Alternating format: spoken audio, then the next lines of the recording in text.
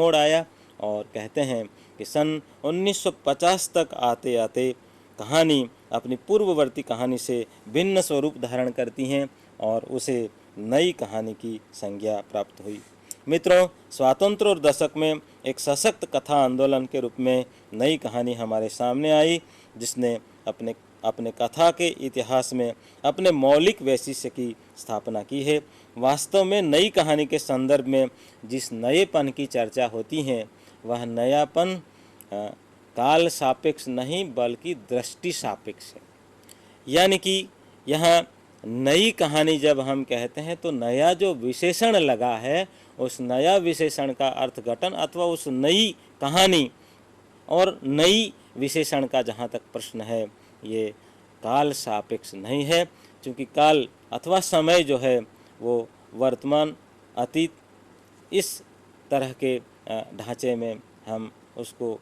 गणित के रूप में देख सकते हैं। और आज है वह कल होगा और कल संभवतः अतीत बन जाएगा। इसलिए हम जब नई कहानी की बात करते हैं तो नई कहानी में जो नई विशेषण आया है ये काल सापेक्ष नहीं बल्कि दृष्टि सापेक्ष है। मित्रों, यहाँ जैसा कि मैंने कहा कि वास्तव में स्वाधीनता के बाद की जो कहानी है वो कहानी अपने पूर्ववर्ती कहानी से भिन्न रूप धारण करती हैं और उसमें नित नए नए प्रयोग जो हैं वो हुए हैं। और इन प्रयोगों के साथ ही जैसा कि मैंने कहा कि आज़ादी किसी भी देश के लिए बहुत बड़ी उपलब्धि है और एक बहुत महत्वपूर्ण बात है, और इसी कारण इस कहानी में भी उसका जो प्रभाव है वो पड़ा है। और यहाँ जैसा कि आप लोग जानते हैं कि आज़ादी के बाद यहाँ शुरुआत में आप लोगों ने देखा होगा कि जैसे हमारा देश आज़ाद हुआ और आज़ादी के बाद बहुत सारी समस्याएं हमारे सामने आई। भारत पाक का विभाजन, विभाजन के पश्चात शरणार्थियों की समस्या और शरणार्थियों की समस्या के साथ देश और देश के सामने ऐसी दूसरी बहुत सारी समस्याएं मुंह बाएं खड़ी थी। लेकिन बावजूद इसके यहाँ हम हारे नहीं, हताश नहीं हुए और हम अपनी जो प्रगति है उसी प्रगति के मार्ग पर डटे रहे, बने रहे और कोशिश करते रहें कि हमारी उपलब्धियां हो, हमारी सुविधाएं हो, हमारे देश के नागरिक सुखी हों, संपन्न हों। और इसी बीच यहाँ कहानी ने भी उस प्रभाव को ग्रहण किया। एक तो आज़ादी का स्वर और दूसरी ओर आज़ादी के साथ ही जो भयानक घटनाएं घटित हुई थी और उन घटनाओं के साथ विकास का क्रम भी नहीं रुका था, तो विकास का प्रभाव। और जैसा कि आप लोग कहते हैं कि आज़ादी के बाद सामाजिक परिवर्तन का दौर भी चला और सामाजिक परिवर्तन के दौर के साथ ही आप लोग जानते होंगे कि ये जो शहरी परिवेश है उसका भी विकास हुआ। मित्रों, यहाँ शहरी परिवेश की जब हम बात करते हैं तो भारत मूलतः गांवों का देश है और गांवों की जो आबादी है, कहते हैं कि आज़ादी के पश्चात गांव धीरे धीरे कस्बे में बदलने लगे और जो कस्बे हैं ये नगरों में बदलने लगे और नगर जो है वो महानगरों में तब्दील होने लगे। और इस तरह से एक प्रकार का परिवर्तन आरंभ हुआ और इस परिवर्तन के बीच यहाँ कहते हैं कि कहानी ने भी अपना स्वरूप बदला। और इस स्वरूप में क्या क्या हुआ तो कहते हैं कि प्रेमचंद युगीन भाव संवेदनाओं से सर्वथा भिन्न आधुनिकता जैसे अनास्था, संत्रास, कुंठा, ऊब, उदासी, भगनासा, टूटन, बिखराव, खोखलापन, पीड़ा, यांत्रिकता, विद्रोह, अस्वीकार, अकेलापन, अजनबीपन, बेगानापन, मृत्युबोध और व्यर्थता बोध इत्यादि से केंद्रित ये कहानियाँ कथ्य, भाषा शिल्प और संवेदना सभी स्तर पर नवता के आयाम लेकर आई। और गुल की बन्नो, चिफ की दावत, मलबे का मालिक, जहाँ लक्ष्मी कैद है, रसप्रिया, हंसा जाए अकेला, डिप्टी कलेक्टरी, दोपहर का भोजन, परिंदे, वापसी, कर्मनाशा की हार, सेब, 14 कोसी पंचायत इत्यादि श्रेष्ठ कहानियाँ यहाँ हमारे सामने आती हैं। मित्रों, यहाँ एक और बात का जिक्र कर लेना चाहता हूँ, चूँकि मैं बता चुका हूँ कि मुझे जो बात करनी है वो असल में नई कहानी और निर्मल वर्मा पर बात करनी है। तो यहाँ नई कहानी आंदोलन जो है आज़ादी के पश्चात आया और नई कहानी के शुरुआत को लेकर भी थोड़े बहुत विवाद सामने आए और उनमें कहते हैं कि विद्वान जो है 1955 का जो साल है इसको नई कहानी के लिए बहुत ही महत्वपूर्ण साल मानते हैं और नई कहानी नाम जो पड़ा है विद्वान कहते हैं कि नई कविता के वजन पर नई कहानी नाम पड़ा है। और यहाँ कहते हैं कि नई कहानी की शुरुआत और शुरुआत से पूर्व यहाँ 1955 का साल और 55 में यहाँ हिंदी कहानी नई कहानी की शुरुआत होती हैं और फिर एक छोटा सा विवाद जिसे हम कहते हैं, इस किस्म का जो विवाद है वो ये है कि किस कहानीकार को नई कहानी का आविष्कर्ता माना जाए। मित्रों, इस कहानी के प्रवर्तन को लेकर यानी कि नई कहानी के प्रवर्तन को लेकर जैसा कि मैंने कहा कि विद्वानों में मतभेद है। कमलेश्वर ने नई कहानी के नामकरण का श्रेय दुष्यंत कुमार को दिया है, जबकि बच्चन सिंह ने शिव प्रसाद सिंह को नई कहानी का श्रेय नई कहानी के शुरुआत का श्रेय दिया है। और यहाँ उनकी जो कहानी है दादी माँ कहानी में विद्वान नई कहानी के तत्व पाते हैं और उनके विचार में नई कहानी का जो नामकरण है बच्चन सिंह के अनुसार नई कहानी का जो नामकरण है वो नई कविता के वजन पर रखा गया है। और डॉक्टर सुरेश सिन्हा या राजेंद्र यादव को नई कहानी की शुरुआत के साथ जोड़ते हैं और डॉक्टर नामवर सिंह, जैसा कि आप लोग जानते हैं कि डॉक्टर नामवर सिंह जी ने निर्मल वर्मा के परिंदे कहानी संग्रह को नई कहानी का प्रथम संग्रह माना है और नई कहानी की शुरुआत निर्मल वर्मा की परिंदे कहानी से मानी है। और निर्मल वर्मा की जब हम बात करते हैं तो मित्रों मैं उनका थोड़ा सा वैयक्तिक परिचय भी देना चाहूँगा। और निर्मल के साथ नामवर सिंह जी ने जो नई कहानी की शुरुआत की बात जोड़ी है, ये पहली बार हिंदी में जैसी कहानियाँ निर्मल जी ने लिखी हैं, इससे पूर्व इस तरह की कहानियाँ जिन्हें हम कहते हैं कि नई कहानी का जो कलेवर है, नई कहानी का जो तात्विक विश्लेषण है, उस तात्विक विश्लेषण पर हम दृष्टिपात करेंगे तो निर्मल से पूर्व इस तरह की कहानियाँ यानी कि परिंदे जैसी कहानियाँ हिंदी में नहीं थी। और इसलिए यह स्वाभाविक रूप में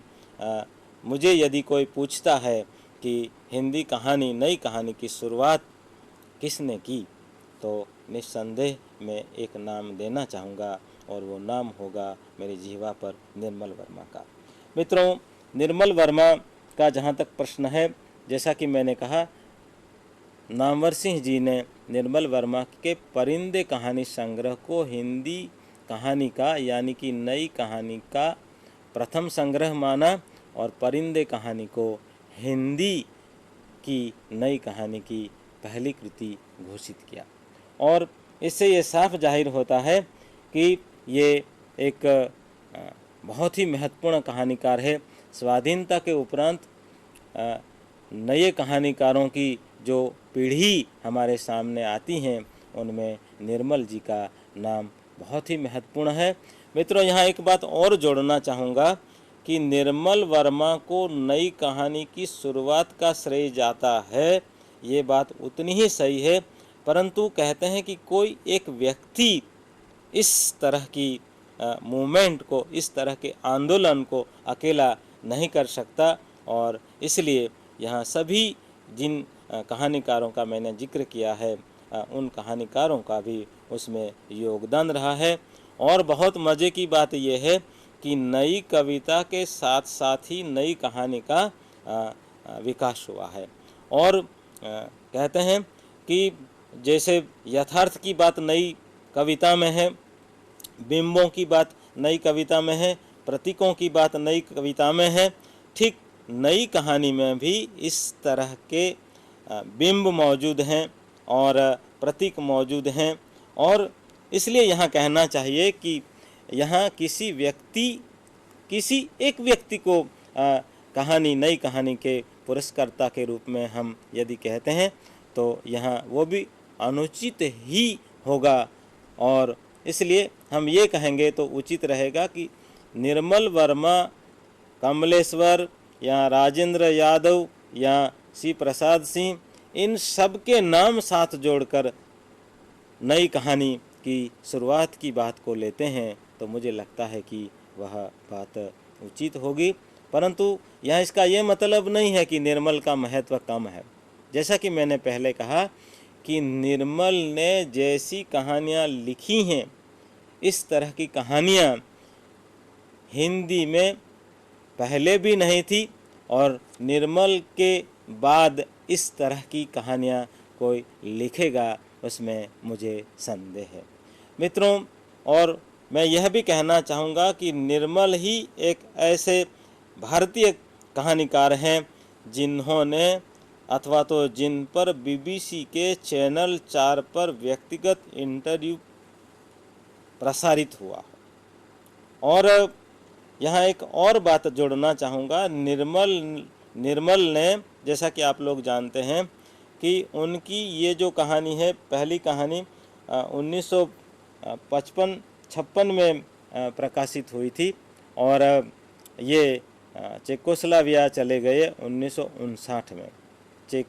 लेखक संघ की ओर से इन्हें निमंत्रण मिला था, और फिर 1961 में हाशिए पर नामवर सिंह जी ने ये चर्चा की कि नई कहानी की ये बात है। तो यहाँ निर्मल जी विदेश चले गए और उनकी कहानियों को लेकर विद्वान,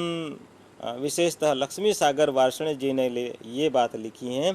कि निर्मल की कहानियों में कुछ नहीं होता, एक आध विदेशी लड़की होती है भूरे बाल वाली, और कहते हैं कि पब होता है। तो